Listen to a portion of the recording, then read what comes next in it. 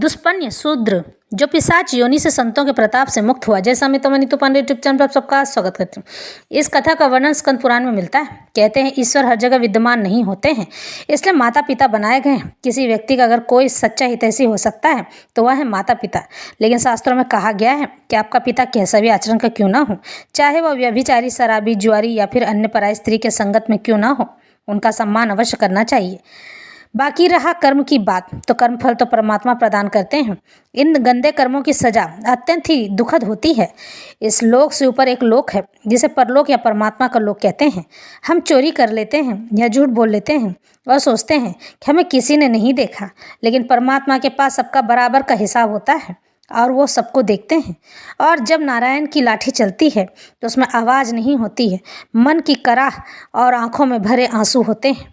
तब आपको पूछने के लिए कोई नहीं आता है। फिर अगर परमात्मा की कृपा हो और आपका पश्चाताप सच्चा हो तो ईश्वर ही आपके मुक्ति का मार्ग प्रशस्त करते हैं। ऐसी ही एक कथा है आज की कथा आरंभ करते हैं। तो इस कथा का वर्णन स्कंद पुराण में लिया गया है। पूर्व काल की बात है। पाटलिपुत्र में पशुमान नामक एक वैश्य रहा करते थे। वे सदा धर्म में तत्पर और ब्राह्मणों की सेवा में संलग्न रहा करते थे। सदा कृषि और गौ रक्षा करते हुए पशुमान बाजार की गलियों में धर्मतः सुवर्ण आदि का विक्रय किया करते थे, यानी सोने चांदियों का उनका व्यापार था। उनके 3 स्त्रियां थीं जो सदा पति की सेवा में लगी रहती थीं। इन तीनों स्त्रियों से सुपन्य आदि 8 पुत्र उत्पन्न हुए थे। वे जब 5 वर्ष के हो गए तब उन्हें कर्तव्य की शिक्षा दी जाने लगी। वे धीरे धीरे खेती, गौ रक्षा और व्यापार का काम भली भांति सीख गए। सुपन्य आदि 7 पुत्र पिता की बात सुनते और पशुमान जो कहते उस कार्य को तत्काल पूरा किया करते थे। उन्होंने सोने के कारोबार में भी अत्यंत कुशलता प्राप्त कर ली थी, मतलब बहुत ही कुशल व्यापारी बन गए थे। किंतु वैश्य का 8वां पुत्र दुष्पन्य बचपन से ही खोटे मार्ग पर चलने वाला था। वह पिता की बात नहीं सुनता था। दुष्पन्य बाल्यकाल से ही बालकों को सताया करता था। पशुमान ने उसे दुष्कर्म परायण देखकर भी यह नादान है कैसा कहकर उसकी उपेक्षा कर दी।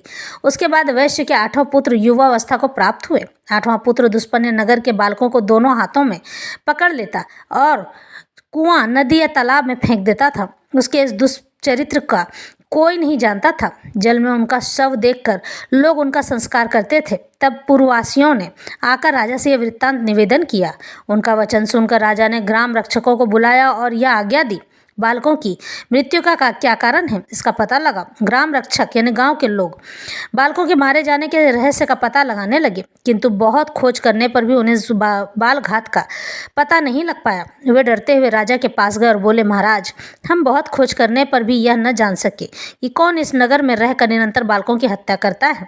उसके बाद किसी समय एक वैश्य बालक अन्य 5 बालकों के साथ कमल निकालने के लिए आने के सरोवर के बहाने से निकट गया। वहां उसने उस बालकों को जबरदस्ती पकड़कर पानी में डुबो दिया। वे बालक चीखते चिल्लाते रहे तो भी उस क्रूरता ने उन्हें कंठ तक पानी में ले जाकर डुबा दिया। उन सबको मरा हुआ जानकर दुष्पन्य शीघ्र अपने घर को चला गया। उन 5 बालकों के पिता अपने पुत्र को नगर में ढूंढने लगे। वे 5 बालक अधिक छोटे नहीं थे। पानी में डाल देने पर भी वे मर न सके। धीरे धीरे सरोवर के किनारे आ गए और वहीं घूमते रहे। इतने में ही अपने बंधुओं द्वारा नाम ले लेकर पुकारने की आवाज़ आने पर उन्हें दूर से सुनाई दी। तब उन्होंने भी जोर से बोलकर उत्तर दिया। बालकों की आवाज़ सुनकर उनके पिता सरोवर के तट पर गए। वहाँ उन्हें जीवित देखकर उन सबको बड़ा हर्ष हुआ, बड़ी खुशी हुई। फिर पिता आदि ने पूछा, तुम्हारी ऐसी दशा क्यों हुई है? तब बालकों ने दुष्पन्य के उसका दुष्कर्म का वृत्तांत अपने बंधुओं को कह सुनाया। यह बात जानकर पूर्ववासियों ने राजा को इसकी सूचना दी। राजा ने पशुमान को बुलाकर कहा, पशुमान, यह नगर बहुत से बालकों से भरा पूरा रहा है, किंतु तुम्हारे दुरात्मा पुत्र ने इसे प्रायः सुना कर दिया है। अभी अभी इन बालकों को उसने जल में डुबो दिया था, परंतु दैव योग से ये जीवित निकल आए हैं। बताओ इस समय क्या करना चाहिए? मैं तुम्ही से पूछता हूँ, क्योंकि तुम सदा धर्म में तत्पर रहते हो। राजा के ऐसा कहने पर धर्मज्ञ पशुमान ने कहा, हे राजन, जिसने सारे नगर को सोना कर दिया है वह वध के ही योग्य है। इस विषय में कुछ पूछने की बात ही नहीं है। यह अत्यंत पापात्मा मेरा पुत्र नहीं, शत्रु ही है, जिसने इस नगर को बालकों से खाली कर दिया। उस दुष्ट के उद्धार का मुझे कोई उपाय नहीं दिखाई देता। मैं सच कहता हूँ, इस दुष्ट आत्मा को प्राणदंड दिया जाए। पशुमान का यह वचन सुनकर समस्त पूर्ववासी पशुमान की प्रशंसा करते हुए राजा से बोले, महाराज, इस दुष्ट को मारा न जाए, अपितु चुपचाप नगर से निकाल दिया जाए। तब राजा ने दुष्पन्ने को बुलाकर कहा, ओ दुष्टात्मन, तू शीघ्र हमारे राज्य से बाहर चला जा। यदि यहाँ रहेगा तो मैं तेरा वध कर डालूंगा। इस प्रकार डांट बताकर राजा ने दूतों द्वारा उसे नगर से निर्वासित कर दिया। उसके बाद दुष्पन्ने भयभीत तो उस देश को छोड़कर मुनि मंडल से युक्त वन में चला गया। वहां जाकर भी उसने एक मुनि के बालक को जल में डुबो दिया। कुछ बालक खेलने के लिए गए हुए थे। उन्होंने उस बालक को मरा हुआ देख अत्यंत दुखी हो उसके पिता से यह समाचार कहा। तब उग्रश्रवा ने बालकों से अपने पुत्र के मारे जाने का समाचार सुनकर तब के प्रभाव से दुष्पन्ने के चरित्र को जान लिया और उसे शाप देते हुए कहा, अरे तूने मेरे पुत्र को पानी में फेंक कर मार डाला है, इसलिए तेरी मृत्यु भी जल में ही डूबने से होगी और मरने के बाद तू दीर्घकाल तक पिशाच बना रहेगा।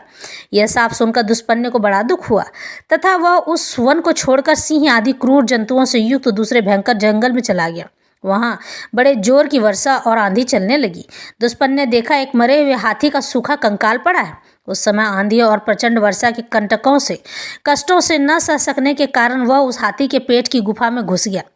फिर बड़ी भारी वर्षा हुई। जल का महान प्रभाव हाथी के पेट में भी भर गया। हाथी का शव उस महाप्रवाह में बहते बहते समुद्र में चला गया। दुष्पन्ने उस जल में डूबकर क्षण भर में ही प्राणहीन हो गया, यानी उसकी मृत्यु हो गई। मृत्यु के बाद उसे पिशाच की योनि मिली। भूख प्यास से पीड़ित होकर वह भयानक रूपधारी पिशाच अनेक प्रकार के दुख सहता हुआ गहन वन में रहने लगा। एक वन से दूसरे वन में दौड़ता और कष्ट भोगता हुआ वह क्रमशः दंडकारण्य में आया। वहां उसने उच्च स्वर में पुकार लगाई, हे तपस्वी महात्माओं, आप लोग बड़े कृपालु और सब प्राणियों के हित में तत्पर रहने वाले हैं। मैं दुख से अत्यंत पीड़ित हूँ, अतः मुझे अपनी दया दृष्टि से अनुग्रहित करें। पूर्व काल में मैं पाटलिपुत्र नगर में पशुमान का पुत्र दुष्पन्ने नामक वैश्य था। उस समय मैंने बहुत से बालकों की हत्या की थी। अब मैं पिशाच योनि को प्राप्त हुआ हूँ। भूख प्यास सहन करने की मुझ में शक्ति नहीं रह गई है, अतः आप लोग कृपा करके मेरी रक्षा करें। तपोधनों, जिस प्रकार मैं पिशाच योनि से छूट जाऊं वैसा कोई यत्न कीजिए। पिशाच का यह वचन सुनकर तपस्वी मुनियों ने महर्षि अगस्त्य से कहा, भगवान, इस पिशाच के उद्धार का कोई उपाय बतलाए। तब अगस्त्य जी ने अपने प्रिय शिष्य सुतीक्ष्ण को बुलाकर कहा, वत्स सुतीक्ष्ण, तुम शीघ्र गंधमादन पर्वत पर चले जाओ। वहां सब पापों का नाश करने वाला महान अग्नि तीर्थ है। हे महामते, इस पिशाच के उद्धार के उद्देश्य से तुम उस तीर्थ में स्नान करो। अगस्त्य जी के ऐसा कहने पर तो सुतीक्ष्ण जी गंधमादन पर्वत पर चले गए और अग्नि तीर्थ में जाकर पिशाच के लिए स्नान का संकल्प करके वहां उन्होंने 3 दिन तक नियम पूर्वक स्नान किया और यह स्नान पिशाच को अर्पित कर दिया।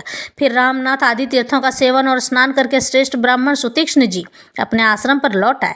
उस तीर्थ में स्नान के प्रभाव से वह पिशाच शीघ्र ही दिव्य देह को प्राप्त हुआ और सुतीक्ष्ण अगस्त्य तथा अन्य तपोधनों को बार बार प्रणाम करके उनकी आज्ञा ले प्रसन्नतापूर्वक स्वर्गलोक को चला गया। तो इस तरह से हमारे कर्मों की सजा हमें स्वतः ही मिल जाती है। ईश्वर कोई कसर नहीं छोड़ते हैं हमें उन कर्मों की सजा देने के लिए जो पाप आप किए होते हैं। तो इसकी सज़ा हमेशा निहित होती है, इसलिए मनुष्य को कर्म हमेशा अच्छे करने चाहिए। किसी के दिल दुखाने वाली, हृदय दुखाने वाली बात नहीं कहनी चाहिए और ना ही ऐसा कोई व्यवहार करना चाहिए। ऐसा करने से आज नहीं तो कल इसका परिणाम भुगतना ही पड़ता है। यह कथा यहीं संपन्न होती है। अगली कथा में फिर मिलेंगे।